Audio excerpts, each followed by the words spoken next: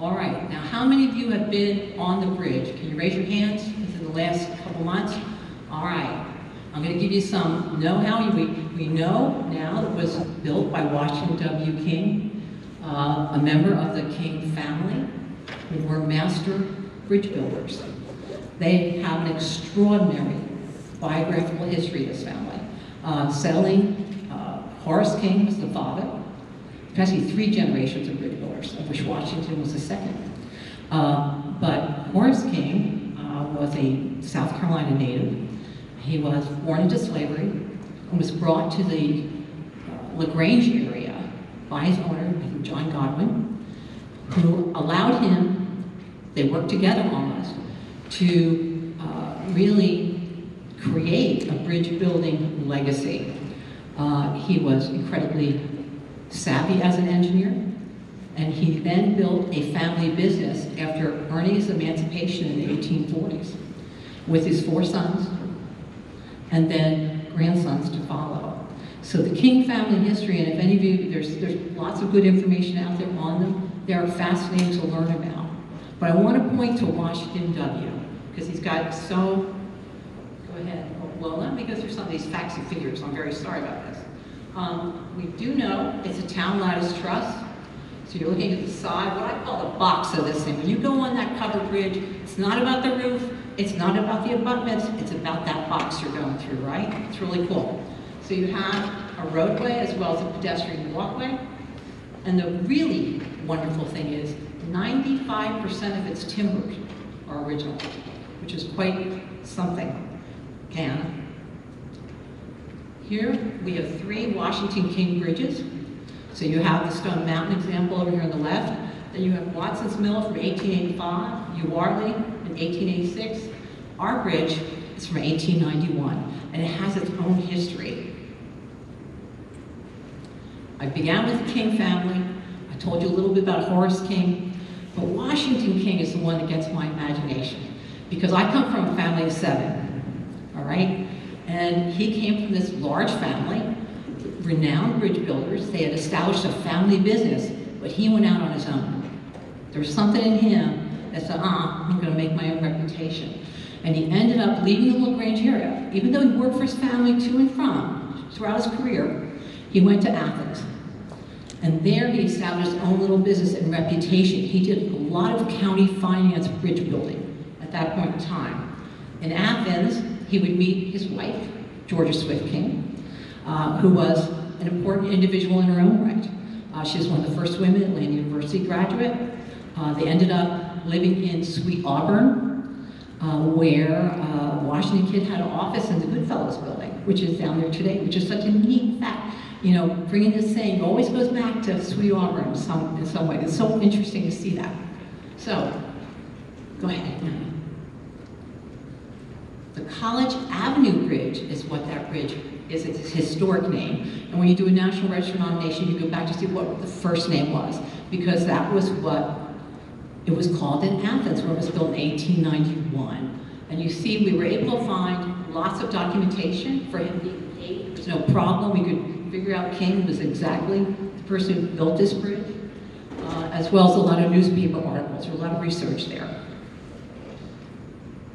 Now this is kind of neat. This is a 1909 bird's eye view. The College Avenue Bridge really connected the town of Athens with the farming community in Clark County. So you can see that little insert. Our bridge is all the way over on the right side of that bird's eye view. Can you see it over there? But it's enough to show us where it was and its location at the point and how it functioned. It brought people into the town of Athens. The College Avenue Bridge did exactly what it was supposed to do until 1908, where a very large flood took out, I think, at least 2 bridges on the river. The bridge was actually cut in half, in very poor shape. And King was brought back in to rebuild it, which he did. He actually, in 1909, rebuilt 3 bridges in the Athens area because of this flood. And there it stood until 1963, when it was also hurt again by a flood.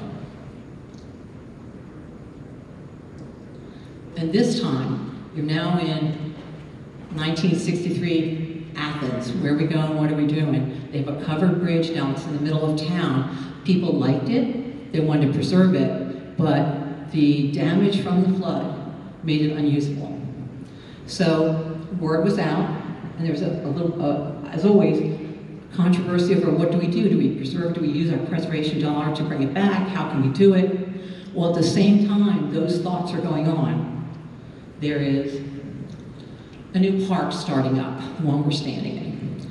And the new park, and this is where I say these threads keep hitting, one of the things that the park designers wanted to do was imbue the park with Southern history, things from Southern history. The bridge was thought as a great example. Covered bridges are all about who we are, what we like. They reminded people of rural America.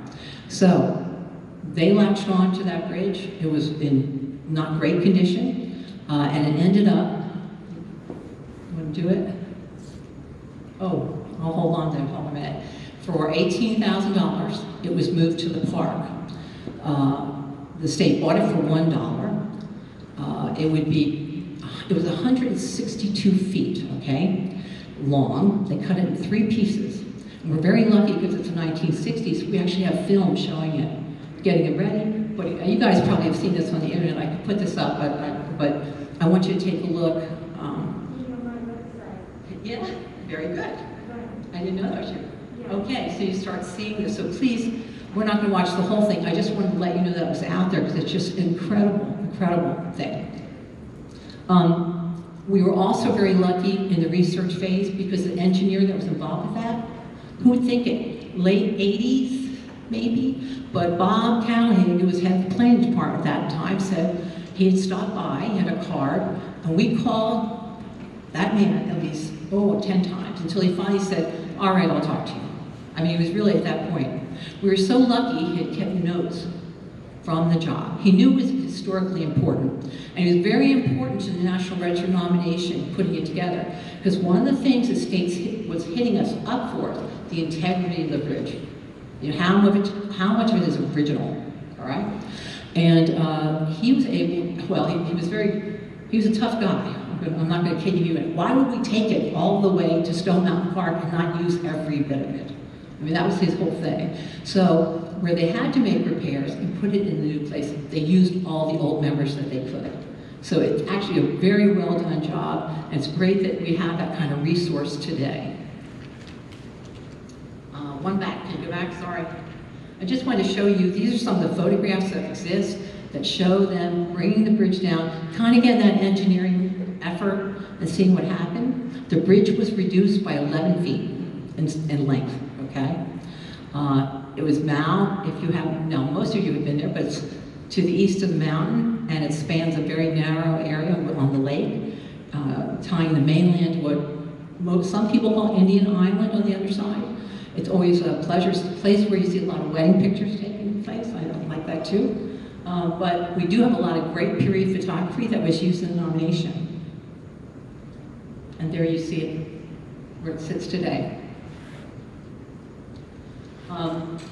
We went from the first historical research report to a determination of eligibility, and that involves the State Historic Preservation Office. They came out and met us in the field to take a look at the bridge. There's always a concern with a building or structure that's been moved. It just adds a problem in terms of integrity. The second thing with the bridge was the minimization, that 11 feet was a problem. You know, how much of it's still there. And they had, because people had talked about the bridge over the years, so it was a pretty good sized file, the State Preservation Office. But we were able to work with them and with the information from the engineer and with site inspection. So we went ahead, got the nomination together, looking at engineering as a primary focus, going through the steps of doing the nomination, and we heard, I don't have the dates down, I apologize for that, one more. So our first draft was completed in February. We got comments from the Georgia SHPO in June. We revised and got it back out to them in July, and then heard from them in September that we had finally won them over.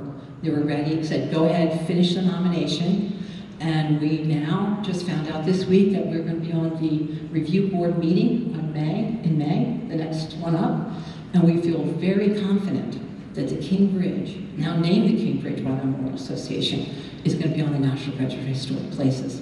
And we hope that as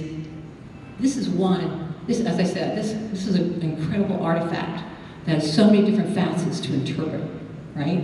And Indian Island is a great place to do it. I'm just hinting over there, sirs and madams. But I think there's so much to talk about. There's so much history. The storylines are great, and everything about it. It was hiding in plain sight, to be honest with you. This was not purchased because it was an African-American bridge, or by an African-American bridge builder. It was purchased because it was a rural artifact. And to have it be turned and find out what a great treasure this is, that says something about the state of Georgia and who we are. So I think we're fairly confident about that listing, and I'm very happy to be able to talk to you today and give you guys an update. Thank you. Thank you very much. Next is the Silver Dollar City report. Mr. Dombrowski.